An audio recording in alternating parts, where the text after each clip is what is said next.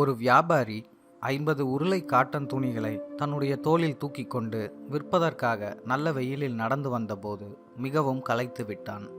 கொஞ்சம் தூரத்தில் தெரிந்த பெரிய புத்தர் கல் சிலையின் பின்பு கொஞ்ச நேரம் ஓய்வெடுக்க அமர்ந்தான். ஆனால் களைப்பு மிகுதியால் உட்கார்ந்த இடத்திலேயே ஆழ்ந்த தூக்கத்திற்கு போய்விட்டான். அவன் தூக்கத்திலிருந்து எழுந்து பார்த்தபோது தன்னுடைய காட்டன் துணி உருளைகள் காணாமல் போனதை கண்டுபிடித்தான். உடனடியாக பக்கத்தில் இருந்த காவல் நிலையத்திற்கு சென்று புகார் கொடுத்தான். மோகா என்ற நீதிபதி வியாபாரியின் புகாரினை விசாரிப்பதற்காக அமர்த்தப்பட்டார்.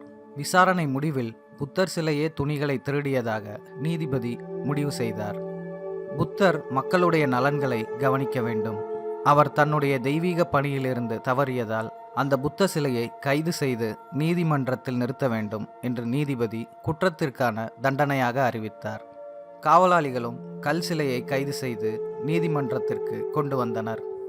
வேடிக்கையான இந்த தண்டனையை கேள்விப்பட்ட மக்கள் கூட்டமாக கூடி அந்த சிலையை பின்தொடர்ந்து வந்து நீதிபதி என்ன மாதிரியான தண்டனை கல் சிலைக்கு கொடுக்க போகிறார் என்று தங்களுக்குள் பேசிக்கொண்டும் சத்தமிட்டு சிரித்து கொண்டும் நீதிமன்றத்தினை அடைந்தனர்.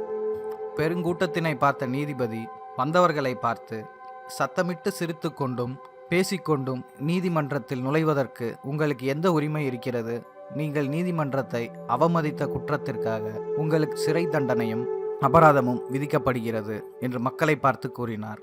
ஆனால் மக்கள் நீதிபதியிடம் மன்னிப்பு கேட்பதற்கு தயாராக இல்லை.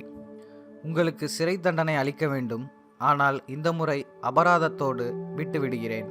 ஒவ்வொருவரும் ஒரு உருளை காட்டனை நீதிமன்றத்தில் 3 நாளைக்குள் சமர்ப்பிக்க வேண்டும். யார் ஒருவர் தவறினாலும் அவர் கைது செய்யப்படுவது நிச்சயம் என்று அறிவித்தார் நீதிபதி.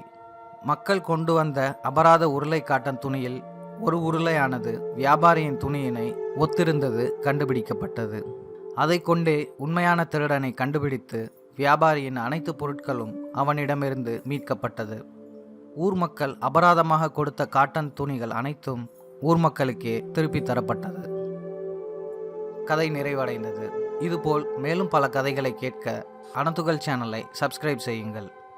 நன்றி, வணக்கம்.